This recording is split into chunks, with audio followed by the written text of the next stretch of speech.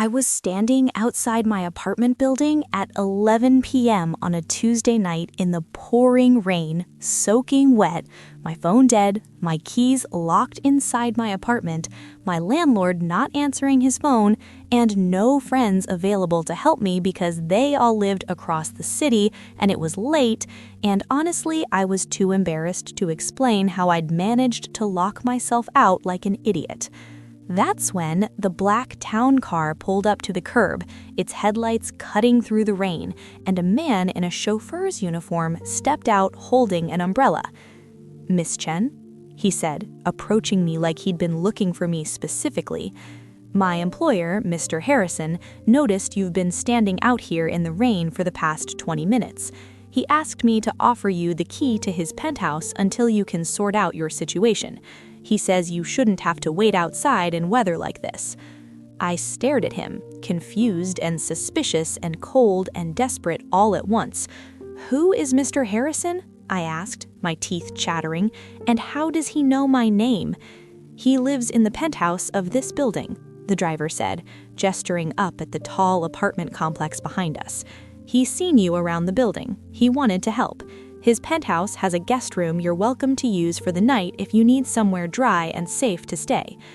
My name is Riley Chen. I'm 28 years old, work as a graphic designer for a small marketing firm, and what I'm about to tell you is the story of how accepting a simple act of kindness from a wealthy stranger led me into a situation that was equal parts generous and controlling. How what seemed like philanthropy was actually the beginning of a carefully orchestrated plan to make me dependent, and how I almost lost everything before I realized what was really happening. I should have said no. I should have called a locksmith, or sat in the building lobby all night, or figured out literally any other solution. But I was freezing and exhausted, and the driver seemed professional and legitimate, and the idea of spending the night in a warm, dry place instead of the rainy street or the uncomfortable lobby was incredibly appealing. So I said yes. The driver, whose name was James, led me into the building and up to the penthouse on the 24th floor. He used a key card to access the private elevator that went directly to the penthouse, and I felt increasingly out of place as we rode up in silence, me dripping rainwater on the pristine elevator floor, creating a puddle that made me mortified.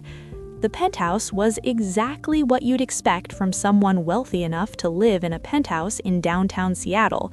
Floor-to-ceiling windows with a view of the city lights and the Space Needle in the distance, modern furniture that looked like it belonged in an architecture magazine, art on the walls that was probably worth more than I made in a year. Everything clean and minimalist and expensive in that way that only truly wealthy people can pull off. "Mr. Harrison is away on business this week," James said, leading me through the main living area to a guest bedroom that was bigger than my entire studio apartment. "He wanted me to make sure you're comfortable. There are towels in the bathroom, clothes in the closet that should fit you, and the kitchen is fully stocked if you're hungry. Please make yourself at home. He'll be back Friday if you'd like to thank him in person." Then James left, and I was alone in this stranger's penthouse, standing in a guest room that had its own ensuite bathroom with a rainfall shower and heated floors and towels that were softer than anything I'd ever owned. I took a hot shower, changed into the clothes from the closet, which were indeed my size and felt like they'd been placed there specifically for me, which was odd, but I was too tired to think about, and climbed into the most comfortable bed I'd ever been in. I told myself I'd leave first thing in the morning, get back into my apartment with the spare key my landlord kept, and never think about this weird situation again. But that's not what happened. The next morning, I woke up to the smell of coffee and breakfast. I walked out to the kitchen to find James had returned and had prepared a full breakfast spread: eggs, bacon, fresh fruit, pastries, orange juice, excellent coffee. "Mr. Harrison insisted," James said when he saw my confused expression. "He wanted to make sure you were properly taken care of after such a difficult evening." I ate breakfast, feeling increasingly uncomfortable about the level of hospitality being extended to me by someone I'd never met. After breakfast, James drove me to work in the town car, which felt absurdly luxurious compared to my normal commute on the bus. That evening, when I returned to my building after finally getting back into my apartment and collecting my keys and phone charger, there was a note slipped under my door. Miss Chen, I hope you found the accommodations comfortable last night. I apologize for not being there to greet you personally. I'm returning to Seattle on Friday evening and would be honored if you'd join me for dinner that night so I can properly introduce myself and ensure that your lockout situation has been fully resolved. Please let James know if Friday works for your schedule. Best regards, Alexander Harrison. The note included a phone number, presumably James's number, and was written on heavy cream-colored cardstock with embossed lettering that probably cost more than my weekly grocery budget. I should have declined. The whole situation was weird and felt like it had overtones I couldn't quite identify. But I was curious about who this Alexander Harrison was and why he'd been so generous to a stranger. And honestly, part of me wanted to thank him in person for his kindness, even if it had been unusual in its execution. So I texted the number and said Friday would work. Friday evening, James picked me up at 7 p.m. and drove me to a restaurant that I'd heard of but never been to, because it was the kind of place where entrees started at $80 and reservations had to be made months in advance. Alexander Harrison was waiting at a private table in the back, and when I saw him, I understood immediately why he lived in a penthouse and had a personal driver and could afford to be generous to random neighbors. He was probably in his early 40s, attractive in that polished, wealthy way, wearing a suit that definitely cost thousands of dollars, with the kind of confidence that comes from never having to worry about money. "Miss Chen," he said, standing to greet me with a warm smile and a handshake. "I'm so glad you could make it. Please, sit. I apologize again for the circumstances of our first interaction. I hope James took good care of you." "He did," I said, sitting down and feeling underdressed despite having worn my nicest outfit. "But I have to ask, why did you help me? You don't know me. We've never even spoken before." Alexander smiled. "I believe in helping people when I can. You were clearly in a difficult situation, standing in the rain with nowhere to go. I had resources that could solve your problem easily. It seemed like the right thing to do." That seemed like a reasonable explanation at the time. Over dinner, Alexander was charming and attentive, asking me questions about my work and my life while sharing carefully edited information about his own career in real estate development and investment. He'd made his money young, he told me, through a series of smart investments and business deals that had paid off better than he'd expected. Now he spent his time managing his investments and looking for new opportunities, and occasionally helping people who could use assistance. "You seem like someone who works hard and deserves some support," he said toward the end of dinner. "I'd like to help you in whatever way might be useful. I know the salary for graphic design work can be challenging in an expensive city like Seattle. If you ever need anything, financial assistance or connections or just advice, please don't hesitate to reach out." It was a generous offer, but it felt like there was something underneath it that I couldn't quite grasp. Still, I thanked him and said I'd keep it in mind, and James drove me home, and I thought that would be the end of my interaction with Alexander Harrison. I was wrong. Over the next few weeks, Alexander started appearing in my life in small ways that felt both helpful and slightly invasive, though at the time I interpreted each gesture individually as kindness, rather than seeing the pattern they were forming together. It started with James bringing me coffee in the morning, showing up at my building's entrance right as I was leaving for work with a cup from the artisan coffee shop 3 blocks away. Always my exact order, a medium oat milk latte with an extra shot and a pump of vanilla. The first time it happened, I assumed it was a lucky guess, or that Alexander had asked around about what I liked. The second time, I started to wonder how he knew my schedule well enough to have James there at exactly the right moment. The third time, I realized he must be watching my routine, paying attention to when I left for work and what I ordered when I stopped for coffee on my own. Each morning, James would hand me the coffee with a smile and say, "Mr. Harrison wanted to make sure you had a good start to your day." And I'd thank him and feel simultaneously grateful for the caffeine and uncomfortable about the level of attention required to coordinate these deliveries.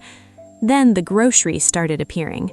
I'd come home from work to find bags outside my apartment door, filled with high-quality organic produce and expensive cheeses and artisan breads and fresh flowers, always items I liked, always brands I'd choose if I had unlimited money, always timed to arrive right before I got home so the cold items wouldn't spoil. The first delivery included a note saying, "I noticed your fridge was looking sparse when you stayed at the Penthouse and wanted to help you keep it stocked with good food." A friendly gesture from a neighbor. Except I'd never opened my fridge during that one night in his penthouse, which meant he was either making assumptions or had somehow found out what I usually ate. The second delivery came with no note, but included my favorite ice cream flavor, Coffee Toffee Crunch from a local creamery, which I'd mentioned once in passing to a coworker in the building elevator. The third delivery included ingredients for the specific pasta dish I'd told a friend I was planning to make that weekend, a conversation that had taken place in the building's mailroom where Alexander easily could have overheard. Each delivery reinforced both that Alexander was generous and that Alexander was paying very close attention to my life in ways I hadn't consented to or even realized were happening. The invitations to events started about 3 weeks after our first dinner. Alexander would text me about gallery openings where he had connections, charity dinners where there would be good networking opportunities, industry events where I could meet potential clients. He'd frame each invitation as him wanting to help my career, wanting to introduce me to people who could benefit my professional development, wanting to expose me to cultural experiences I might not access on my own. And honestly, the events were helpful at first. I did meet people who later became clients. I did make professional connections that led to better paying projects. I did experience art and culture that I enjoyed, and that expanded my horizons. But I also noticed that Alexander would stay close to me at these events, positioning himself as my patron or mentor, introducing me to people with phrasing like, "This is my friend Riley. She's a talented designer. I've been helping develop her career," which made it sound like my success was due to his intervention rather than my own skills. He'd guide conversations, steering people toward topics where I could showcase my abilities, which seemed helpful but also felt controlling, like I was performing at his direction rather than interacting organically. And he'd get visibly annoyed if I spent too much time talking to someone without him present, appearing at my elbow with a gentle hand on my back and a comment about other people I should meet, pulling me away from conversations he apparently didn't approve of. I started feeling like a doll he was dressing up and showing off, a project he was managing rather than a peer he was supporting. Looking back now, I can see how each of these gestures worked together to create a sense of obligation and dependence. The coffee deliveries made me feel like Alexander was thinking about me every morning and taking care of my needs. The grocery deliveries relieved financial stress and made me feel provided for. The event invitations created professional opportunities that I credited to Alexander's generosity rather than to my own merit.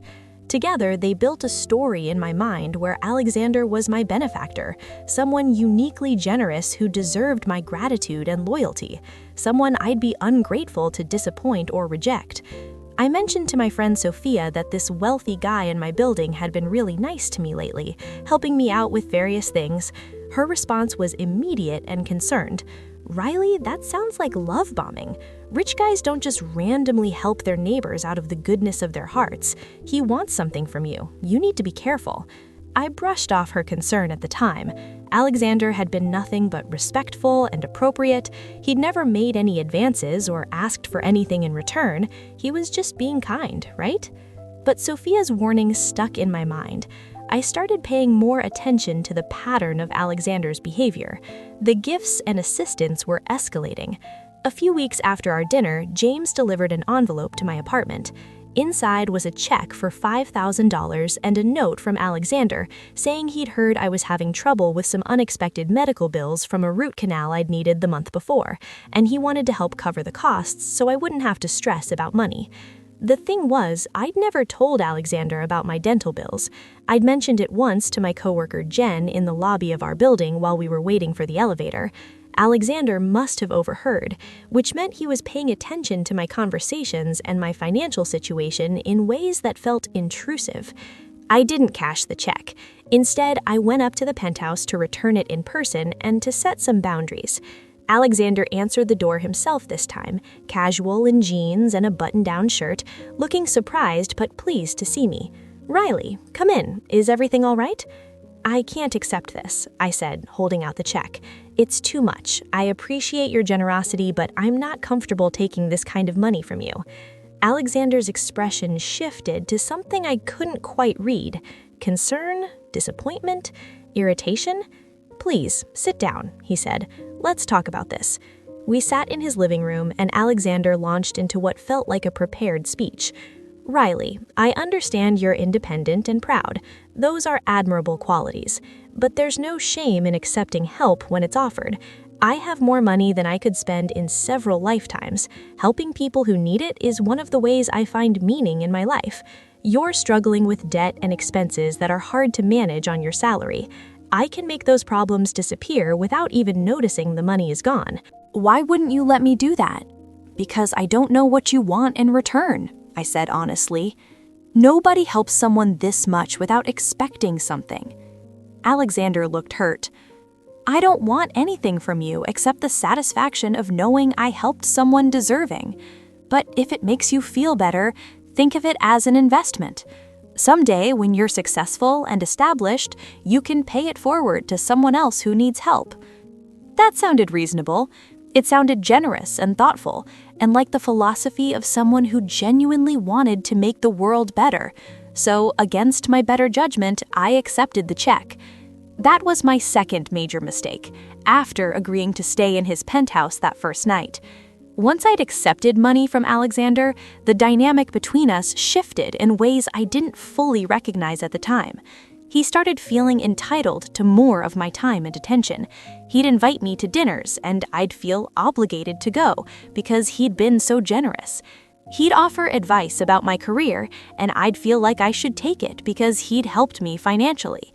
He'd ask about my life and plans, and I'd tell him things I wouldn't normally share with someone I barely knew because I felt like I owed him transparency in exchange for his assistance. More money followed. Alexander paid off my student loans, about $30,000, as a birthday gift. He bought me a new laptop when mine crashed, a top-of-the-line model that cost more than I made in a month. He hired me for freelance design work for his real estate company, paying me rates far above market value for projects that seemed designed more to give me money than because the work was actually necessary. Easily another $15,000 to $20,000 over those 6 months. When I added it all up, Alexander had given me or paid me something close to $65,000 in half a year, more money than I typically made in an entire year at my regular job.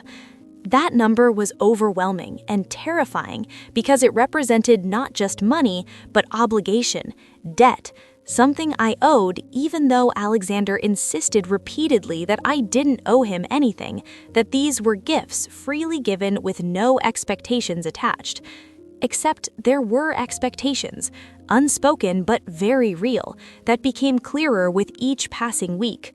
I'd gotten used to the financial cushion Alexander's generosity provided, used to not worrying about unexpected expenses because I knew Alexander would help if I asked, or often even before I asked. I'd started making life decisions based on the assumption that Alexander would be there as a safety net if things went wrong. I'd bought a more expensive phone than I normally would have because I figured if it broke, Alexander might replace it. I'd signed up for a gym membership I couldn't really afford because Alexander had mentioned I should take better care of my health, and I thought he might cover it. I'd turned down a small raise at my regular job because the freelance work from Alexander paid so much better, and I assumed that income would continue. I had become dependent, not just financially, but psychologically, on Alexander's support and generosity. And with that dependence came his increasing control over my life and my choices. And with that dependence came his increasing expectations and control over my life and my choices, in ways that escalated so gradually, I didn't recognize the pattern until I was thoroughly trapped in it. Alexander started wanting to know where I was going whenever I left the building, texting me within minutes of my departure, asking casual questions like, "Heading out? Where to?" That seemed friendly, but that came with an expectation of immediate response and detailed information. If I was going to meet friends, he'd want to know who they were, where we were meeting, how long I'd be gone. If I was going to run errands, he'd offer to have James drive me or suggest that I didn't need to go because he could have whatever I needed delivered. If I was going to work events or client meetings, he'd want details about who I was meeting with and sometimes would insert himself by saying he knew the person and should come along to introduce me properly. The texts would come constantly throughout my outings. "Having fun, be safe out there, let me know when you're headed home." If I didn't respond within what he deemed an appropriate time frame, maybe 15 or 20 minutes, the texts would escalate to concern. "Haven't heard from you, everything okay? Just want to make sure you're safe. Getting worried, can you please respond?" Sometimes James would show up wherever I was, claiming Alexander had sent him to check on me or to offer me a ride home because it was late or the weather was bad, or Alexander just wanted to make sure I was taken care of. It felt suffocating, but Alexander framed it all as care and concern, as him being a good friend who worried about my well-being, as him taking responsibility for someone he'd been helping who might be in a vulnerable position. How could I object to someone caring about whether I was safe? How could I set boundaries on someone checking in because he was worried? Alexander also started critiquing my choices in ways that felt parental and controlling, despite him framing everything as friendly advice.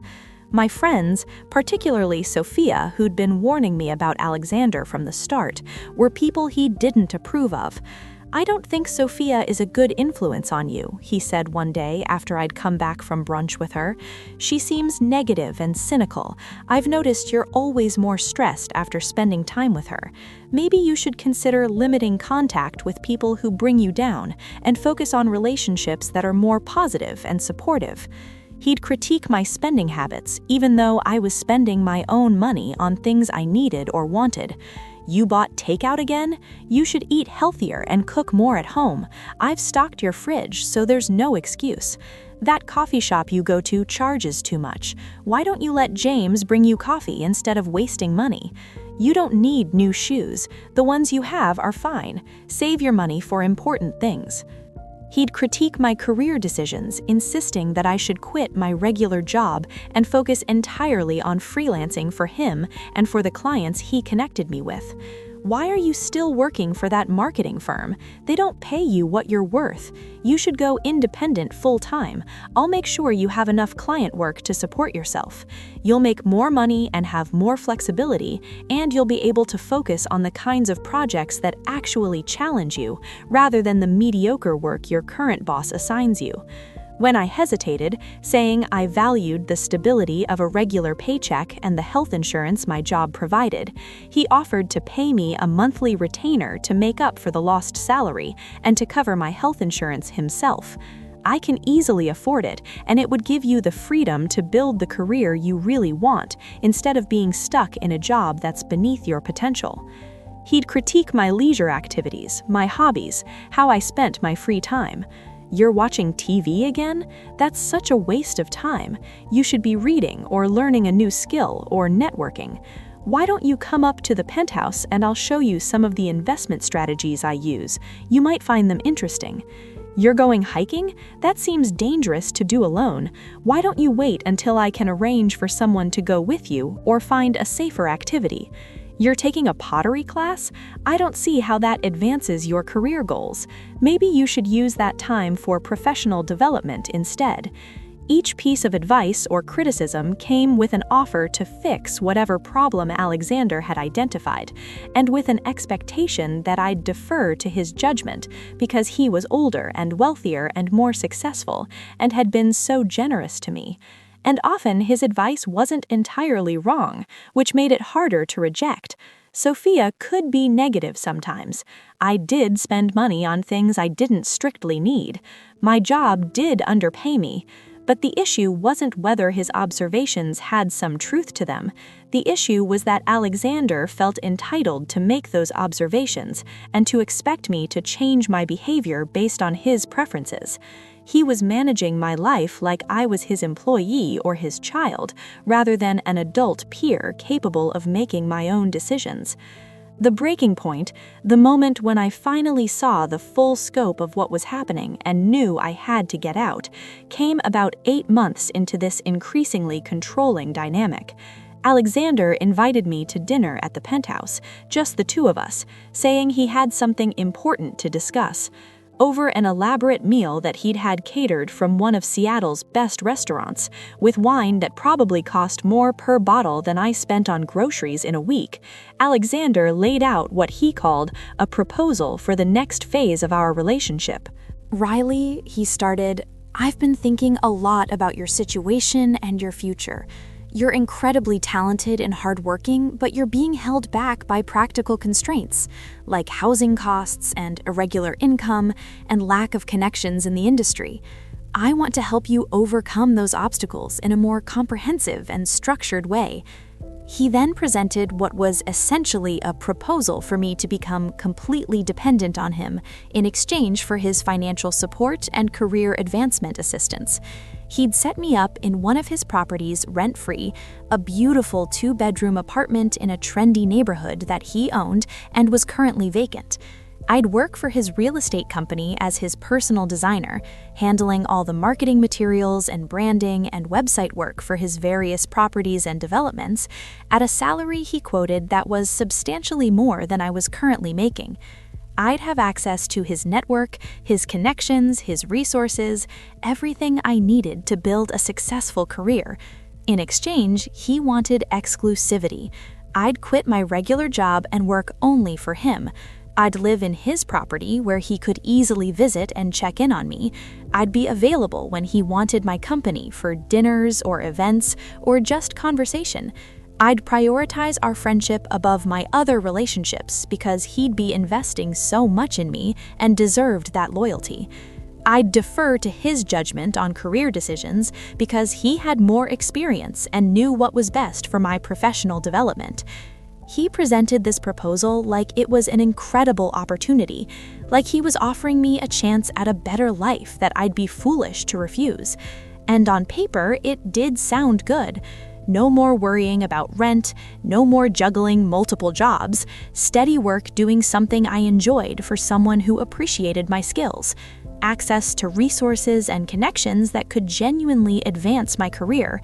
But I could also see it for what it really was, a comprehensive plan to make me completely dependent on Alexander so he could control every aspect of my life. If I lived in his property, he could show up whenever he wanted and I couldn't stop him. If I worked only for him, I'd have no independent income or career safety net if our relationship soured. If I prioritized him above everyone else, I'd be isolated from friends and family who might notice what was happening and try to help me. If I deferred to his judgment on everything, I'd lose any autonomy over my own decisions and life direction.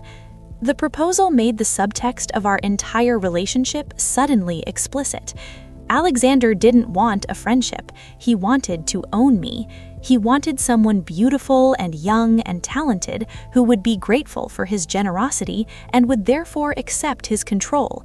He wanted to be my savior and my boss and my landlord and my benefactor all at once, roles that would give him total power over my life and that would make it nearly impossible for me to leave even if I wanted to. I felt trapped sitting at his dining table with his expensive wine in my glass and his detailed proposal laid out in front of me and his expectant expression waiting for me to express gratitude and acceptance. Every instinct I had was screaming to say no, to get up and leave, to run away from this situation that had revealed itself to be much more sinister than I'd understood. But I also felt paralyzed by the weight of obligation I'd accumulated, by the $65,000 in gifts and payments, by the professional connections he'd facilitated, by the consistent message he'd been sending for 8 months that I owed him gratitude and deference and compliance because of his generosity. How could I reject this offer after everything he'd done for me? How could I walk away from someone who'd been so helpful and who clearly cared about me, even if his caring felt suffocating and controlling? What if he was right that this was a great opportunity and I was being paranoid and ungrateful? I asked for time to think about it. Alexander's expression tightened in a way I'd learned to recognize as displeasure poorly masked. Of course, take whatever time you need, but Riley, I hope you understand what I'm offering here. This kind of support doesn't come along often. Most people would jump at an opportunity like this. I'd hate for you to let excessive independence or pride get in the way of accepting help that could genuinely transform your life for the better. I realized with sudden clarity that I'd let myself become completely dependent on a man who'd carefully constructed a situation where I'd feel too obligated and too grateful to ever say no to his increasing demands for control over my life. That night, I called Sophia and told her everything that had been happening over the 8 months since that rainy night outside my apartment. The money Alexander had given me, all $65,000 of it in various forms. The gifts and the groceries and the professional opportunities, the constant texting and checking in and monitoring of my movements, the suggestions and critiques about how I should live my life and who I should spend time with and what choices I should make. The proposal that I live in his property and work exclusively for him and prioritize our relationship above everything else. The way he'd reacted when I started pulling away, the showing up uninvited and the attempted entry with a key and the professional sabotage and the surveillance. I laid out the entire timeline and pattern, and as I talked, I could hear how insane it all sounded when described out loud in sequence. How had I let this happen? How had I not seen what was happening until I was in so deep? I expected Sophia to say, "I told you so," or to be angry that I hadn't listened to her earlier warnings. Instead, she said, her voice gentle but firm, "Riley, you need to get out of this situation completely, right now. This is financial abuse and coercive control and stalking. He's not helping you, he's trapping you. And once you're trapped in his property working only for him, it's going to get so much worse. You'll never be able to leave." "But I owe him so much money," I protested, voicing the fear that had been keeping me paralyzed. "He paid off my student loans. He gave me thousands of dollars. How can I just walk away from that kind of debt?" "You don't owe him anything," Sophia said firmly. "Gifts aren't debts. He gave you that money voluntarily. You didn't sign a contract saying you'd repay it or that you'd let him control your life in exchange. He created a sense of obligation deliberately to make you feel like you can't leave. That's how financial abuse works." That conversation was like a light switching on in a dark room. Suddenly, I could see the pattern clearly. Alexander hadn't been helping me out of the goodness of his heart. He'd been systematically creating dependence so he could control me. Every gift had been a hook.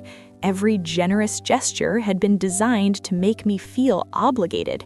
Every offer of assistance had come with invisible strings that were now wrapped around me so tightly I could barely breathe. I decided to extract myself, but I knew it had to be done carefully. Alexander had enough money to make my life difficult if he wanted to. He had connections and influence in Seattle. He knew where I lived and worked. I needed a plan. First, I stopped accepting anything from Alexander. No more gifts, no more money, no more freelance work, no more rides from James. When Alexander offered help, I declined politely but firmly. I started rebuilding my financial independence, picking up extra freelance work, cutting my expenses, building up my own savings. Second, I started setting boundaries on communication. I stopped responding to Alexander's constant texts immediately. I stopped telling him details about my life. I stopped accepting his invitations to dinner and events. I created distance gradually enough that it didn't trigger an immediate confrontation, but consistently enough that the message was clear. Third, I reached out to a lawyer through a women's advocacy organization that Sophia connected me with.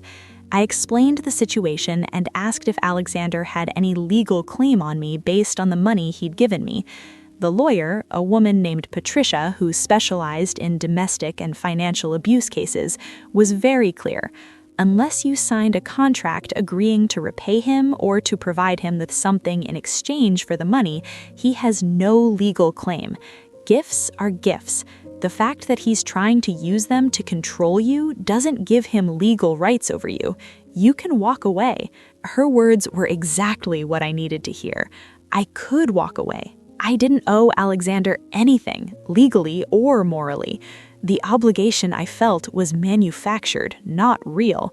Alexander did not take my distancing well at all, and his reaction confirmed everything I'd come to understand about the true nature of our relationship and his intentions toward me. At first, when I started declining his invitations and not responding to his texts as quickly and pulling back from the intensity of our interactions, he seemed confused and hurt, sending me messages that expressed concern and bewilderment. "Is everything okay? You seem distant lately. Have I done something to upset you? I miss our dinners and conversations. I'm worried about you." The concerned phase lasted maybe 2 weeks, during which he'd show up at my apartment uninvited multiple times, always with some excuse or justification. He was just checking on me because I hadn't responded to his texts.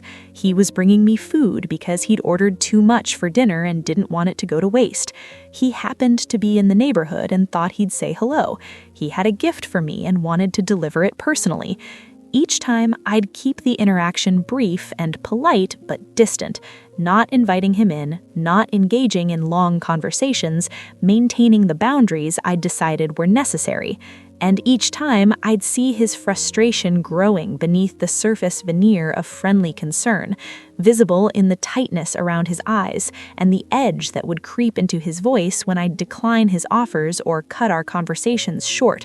When the concerned approach didn't work to pull me back into the dynamic he wanted, Alexander's tactics shifted to hurt and guilt. He sent me long text messages and emails about how much our friendship meant to him, how hurt he was by my sudden distance, how he couldn't understand what had changed or what he'd done wrong. "After everything I've done for you, I thought we had a real connection. I thought you valued our relationship the way I do. It's painful to feel like all my generosity and support meant nothing to you. If I've crossed a boundary or made you uncomfortable in some way, please tell me so I can fix it. I don't want to lose your friendship." The messages were designed to make me feel guilty, to make me second-guess my decision to create distance, to make me worry that I was being unfair or ungrateful or cruel. And they worked, partially. I did feel guilty. I did question whether I was overreacting. But I also remembered Patricia the lawyer's words about how abusers and manipulators use guilt as a tool to maintain control. How they'll frame your attempts to set boundaries as you hurting them, rather than acknowledging that their behavior was what necessitated the boundaries in the first place. So I sent one clear message in response. "Alexander, I appreciate everything you've done for me, but I need to establish some independence in my life. Our friendship had become too intensive, and I need space to figure things out on my own. This isn't about you doing anything wrong, specifically. It's about me needing to live my life without someone managing it for me. Please respect my need for space." When guilt didn't work to change my position, Alexander's response shifted to anger, and that's when things got truly frightening and confirmed that my decision to extract myself had been absolutely necessary. He started showing up at my apartment more frequently and more aggressively, no longer with polite excuses but with demands that I talk to him, that I explain myself properly, that I stop being ridiculous and immature. I'd hear him knock on my door, then knock louder when I didn't answer immediately, then call my name through the door in a voice that was trying to sound calm, but that had an edge of fury underneath. "Riley, I know you're in there. We need to talk. You owe me that much at least. Open the door." I'd sit frozen inside my apartment, not making a sound, waiting for him to leave, my heart pounding so hard I was sure he could hear it through the door. Sometimes he'd stand there for 20 or 30 minutes, alternating between knocking and calling my name and long silences where I'd hope he'd left, only to hear him start up again. Sometimes he'd try the doorknob, turning it and pushing gently like he was checking whether I'd forgotten to lock it, which made me start compulsively checking the lock multiple times whenever I came home. One particularly scary night, around 11 p.m. when I was getting ready for bed, I heard a key in my lock. Not someone trying to pick the lock, but the specific sound of a key being inserted and turned. My door didn't open because I'd installed a chain lock that week, specifically because I was worried about Alexander having access to my apartment somehow. But the fact that someone had tried to unlock my door with a key, that someone had a key that fit my lock, was absolutely terrifying. I called out, "Who's there?" and heard footsteps quickly retreating down the hallway. The next day, I had my locks changed, paying for an emergency locksmith service that I couldn't really afford, but that felt necessary for my safety. I never confirmed it was Alexander who tried to enter my apartment that night, but I can't imagine who else it would have been. Maybe he'd gotten a copy of my key from my landlord, claiming some emergency or maintenance issue. Maybe he'd had someone make a copy from my key ring at some point when I'd stayed at the Penthouse. However he'd gotten it, the message was clear that he felt entitled to access my space, whether I wanted him there or not. Alexander also started sending James to watch me, or at least that's what it felt like. I'd leave my building to go to work or run errands and see the familiar black town car parked on my street, James sitting in the driver's seat. Sometimes James would acknowledge me with a small wave, sometimes he'd pretend he didn't see me. Sometimes he'd follow me, the town car always a block or two behind as I walked to the bus stop or the grocery store, maintaining just enough distance that it could theoretically be coincidence, but feeling deliberate and threatening. I took photos of the car, documenting the dates and times and locations where James appeared, building evidence in case I needed to seek legal protection. The professional retaliation was perhaps the most damaging aspect of Alexander's reaction to my boundaries, because it affected my livelihood and my career in ways that were harder to document and prove, but that were definitely intentional. Freelance clients who I'd been working with for months suddenly stopped responding to my emails and calls. Projects that had been approved and in progress were abruptly canceled with vague explanations about budget constraints or changes in direction. New client leads that had seemed promising would ghost me after initial conversations. At first, I thought maybe it was just bad luck or normal business fluctuations. But then I ran into one of the clients who dropped me at a coffee shop. We'd worked together on several successful projects, and I'd thought we had a good professional relationship, so I was confused about why she'd stopped returning my messages. I said hello and asked if everything was okay with the work I'd been doing for her company. She looked uncomfortable, glanced around like she was checking whether anyone was listening, then said quietly, "Riley, I liked your work, but I got a call from Alexander Harrison. He said you were dealing with some personal issues that were affecting your reliability and professionalism. He suggested I might want to find a different designer to work with, and he implied that continuing to use your services could reflect badly on my company since he has connections in the industry. I'm sorry, but I can't afford to have someone with his influence thinking poorly of my business." That confirmed what I'd suspected. Alexander was deliberately poisoning my professional relationships, using his wealth and connections to punish me for setting boundaries with him.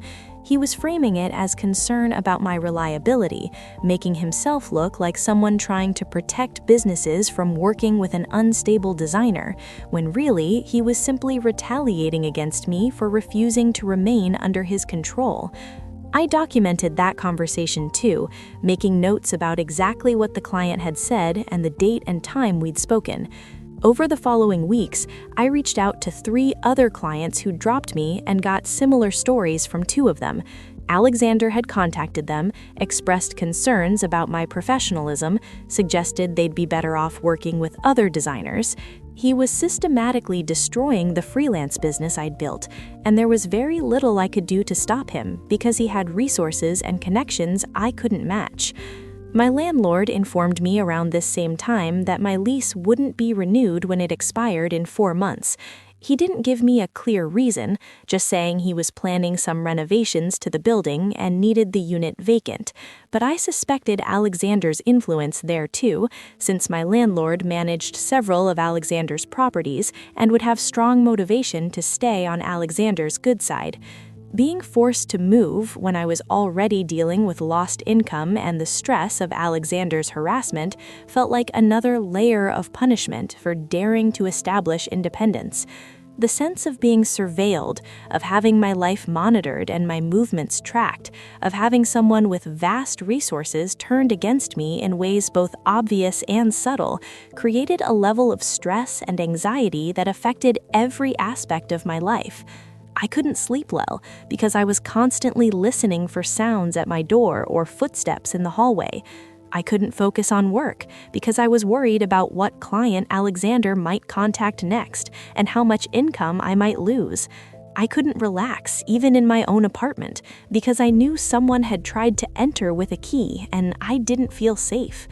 I lost weight because I had no appetite. My hair started falling out in clumps from stress. I snapped at friends and coworkers over minor dings because I was operating at maximum anxiety all the time and had no emotional bandwidth left for normal frustrations. Sophia watched all of this happening and kept pushing me to take legal action. You need to file for a restraining order. This is harassment. He's stalking you and destroying your career and making you unsafe in your own home. You have evidence. You have documentation. The courts will protect you. But I was terrified of escalating the situation by taking legal action. Alexander had money for lawyers, lots of money, and could afford to fight any legal claim I made. He had connections with judges and other powerful people in Seattle's legal community. He could make himself look like a concerned friend trying to help an unstable young woman, rather than an abuser retaliating against someone who'd rejected his control. And taking him to court would require me to explain our relationship, to admit that I'd accepted money from him, to expose myself to questions about why I'd stayed in contact with him if he was so terrible. I worried that the legal system would see me as complicit or as someone who'd taken advantage of a generous man and was now trying to make him look bad. Patricia, the lawyer, assured me those fears weren't entirely founded, that I had legitimate claims and solid evidence, that the courts dealt with cases like mine frequently and would take my concerns seriously. But the fear was still there, rational or not, making it hard to take the step of seeking formal legal protection. "After everything I've done for you, this is how you treat me," he said during one confrontation in the building hallway. "I've helped you in so many ways. I've been generous and kind, and you're just going to throw that all away? You're being ungrateful and short-sighted." I kept my voice steady. "I appreciate what you've done, Alexander, but I never asked for most of it. And I don't think your help came without expectations. I need to live my life independently, without someone managing every aspect of it. We can be friendly neighbors, but I can't be what you want me to be." "What I want you to be?" he said, his voice rising. "I just wanted to help you. I saw someone who was struggling and I tried to make her life easier. If that's a crime, then I'm guilty. But don't pretend like you didn't benefit. Don't pretend like you didn't take my money and my help and my time. You owe me at least basic respect and consideration." That phrase, "you owe me," confirmed everything I'd come to understand about our relationship. In Alexander's mind, his generosity had created a debt. He'd given me things so that I'd owe him attention and gratitude and compliance with his vision for my life. When I wouldn't pay that debt, he felt cheated and angry. "I don't owe you anything," I said, as calmly as I could manage. "You gave me gifts. I appreciated them at the time, but gifts don't create obligations. I'm allowed to set boundaries, regardless of how generous you've been." Alexander stared at me for a long moment, his expression hardening. "You'll regret this," he said finally. "You don't realize how much I've done to help your career and your life. Without my support, you're going to struggle. Good luck making it on your own." Then he turned and walked back to the elevator. And that was the last personal conversation we had. But he wasn't done trying to control me. Over the next few weeks, strange things started happening. Freelance clients who'd been working with me suddenly stopped responding to my emails and dropped me without explanation. I'd later find out through mutual connections that Alexander had reached out to them, saying I was unreliable and difficult to work with, poisoning relationships I'd built on my own merit. My landlord told me that my lease wouldn't be renewed at the end of its term, giving me 4 months to find a new place. When I pressed him about why, he was evasive, but I suspected Alexander had something to do with it, since my landlord also managed several buildings Alexander owned and would want to stay in his good graces. I'd see James parked on my street sometimes, the town car idling outside my building, like Alexander was having me watched to see where I was going and who I was spending time with. It was unsettling and invasive, and made me feel unsafe in ways I hadn't anticipated. I documented everything. Every time James showed up outside my building, I took photos with timestamps. Every client who dropped me, I saved our correspondence. Every interaction with Alexander, I wrote down immediately afterward, with as much detail as I could remember. Patricia, the lawyer, had advised me to keep records in case Alexander's behavior escalated to the point where we needed to seek a restraining order. I also told everyone I knew about what was happening, my friends, my family, my coworkers. I explained that I'd become entangled with someone who was now retaliating against me for setting boundaries. I wanted people to know in case something happened to me, or in case Alexander tried to spread lies about me. Having a community that knew the truth felt protective. Gradually, Alexander seemed to lose interest, or perhaps realized that his retaliation wasn't going to force me back into compliance. The freelance clients who dropped me were replaced by new ones who didn't have any connection to Alexander. I found a new apartment in a different neighborhood, smaller and older than my previous place, but mine, and not connected to Alexander in any way. James stopped parking outside my building. Alexander stopped trying to contact me. I moved out of our shared building as soon as my lease was up, wanting to put physical distance between us. The whole experience, from that first rainy night to moving into my new apartment, spanned about 14 months. 14 months during which I'd gone from being an independent, if somewhat struggling, young professional to being financially entangled with someone who saw generosity as a tool for control, and then back to independence at great cost. The therapy I started during the period when I was trying to extricate myself from Alexander has been ongoing for over a year now. Dr. Monica Ellis specializes in coercive control and financial abuse in relationships that aren't romantic or familial, which perfectly described my situation with Alexander. She's helped me understand the dynamics of what happened and why I responded the way I did. One of the things Dr. Ellis explained early in our work together was that what Alexander did is called predatory gifting or strategic generosity.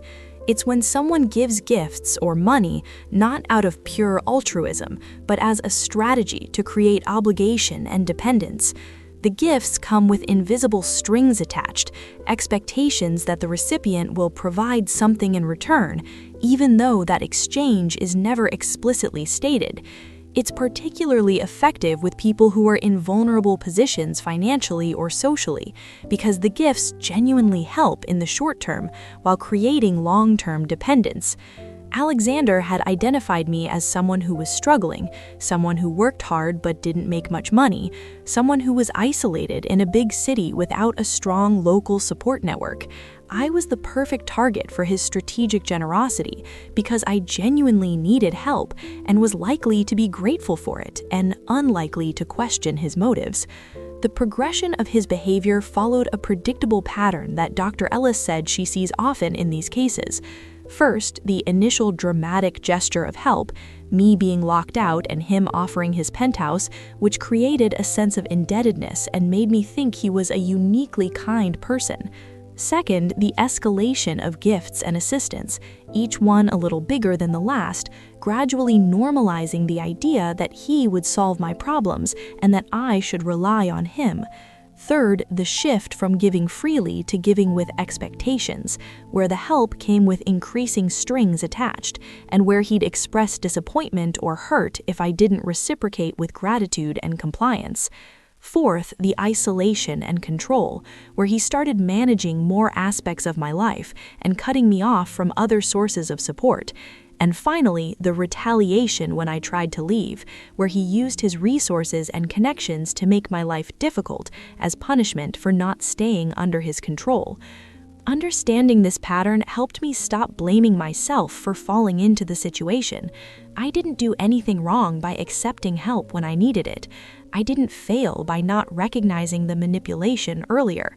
Alexander was skilled at what he did, and he deliberately targeted someone who was in a position to be vulnerable to his tactics. The financial recovery has been difficult, but not impossible. I lost the monetary gifts Alexander had given me when I cut ties with him, money I'd started to think of as mine, but that had really always been his tool for maintaining control. I lost freelance income when clients dropped me. I spent money on the lawyer consultation and on moving to a new apartment earlier than I'd planned. But I rebuilt. I picked up new clients through networking and word of mouth. I took on extra work to build up my savings again. I learned to live within my means without relying on anyone else's generosity.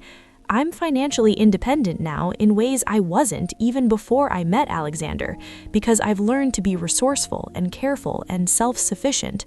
The emotional recovery has been more complex.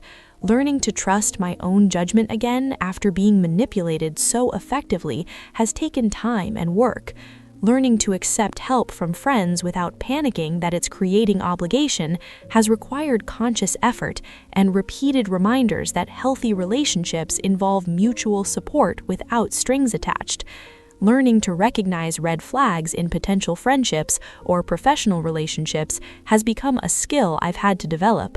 I'm more cautious now, maybe too cautious sometimes, but Dr. Ellis says that's a normal protective response, and that the key is finding balance between being appropriately careful and being so guarded that I can't form any connections at all. I've also had to work through complicated feelings about wealth and class and power dynamics. Alexander had resources that I desperately needed at the time we met. The structural inequality between us, his millions versus my modest salary, created a situation where his help could be genuinely useful while also being potentially exploitative.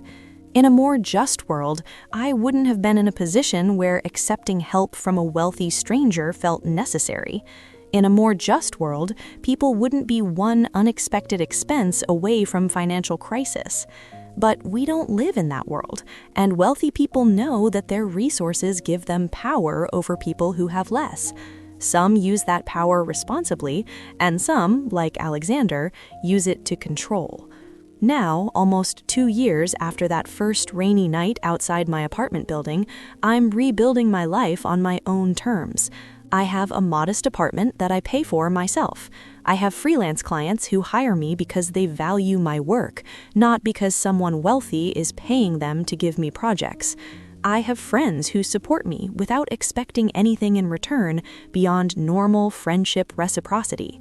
I have savings that I've earned and that no one has any claim to. I'm independent in ways that feel hard-won and precious. I sometimes think about Alexander and wonder if he understood what he was doing or if he genuinely believed he was helping me. Dr. Ellis thinks it's probably somewhere in between, that he likely told himself he was being generous while also enjoying the control and the gratitude and the feeling of being needed. She says people like Alexander often have a savior complex mixed with control issues, seeing themselves as benevolent benefactors who deserve loyalty and compliance in exchange for their generosity. I think about that first night when I was standing in the rain, locked out and desperate, and James pulled up with an offer of help. I think about how different my life might have been if I'd said no, if I'd sat in the lobby all night or called a locksmith or found literally any other solution. But I also know that victim blaming myself for accepting help when I needed it isn't productive. The problem wasn't that I accepted help. The problem was that Alexander offered help with the intent to create dependence and control. If you're reading this and recognizing similar patterns in your own life, if someone wealthy or powerful has been unusually generous to you and you're starting to feel trapped by that generosity, please know that you're not alone and you can get out. The obligation you feel is probably manufactured, not real. Gifts don't create debts unless you signed a contract saying they do. You're allowed to set boundaries regardless of how much someone has helped you.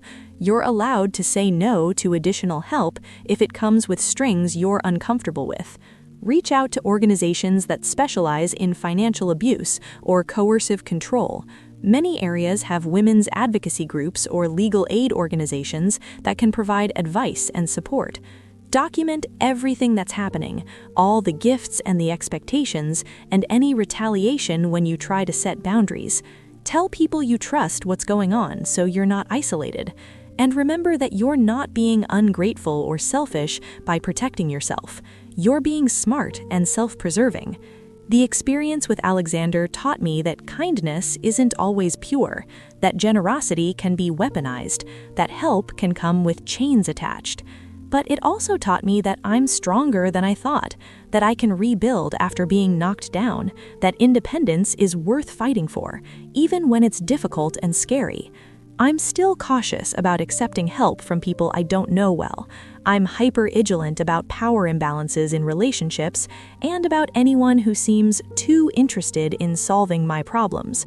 But I'm also learning to trust again, to build genuine reciprocal relationships with people who care about me without agenda, to accept appropriate help from friends and family without panicking about obligation. 2 years out, I can see the full arc of what happened. A vulnerable moment, a predatory person, a gradual entanglement, a difficult extraction, a slow recovery. I survived something that many people might not recognize as abuse because it wasn't violent or overtly aggressive. It was subtle and insidious and wrapped in the language of generosity and care. But control is control, regardless of how kindly it's packaged.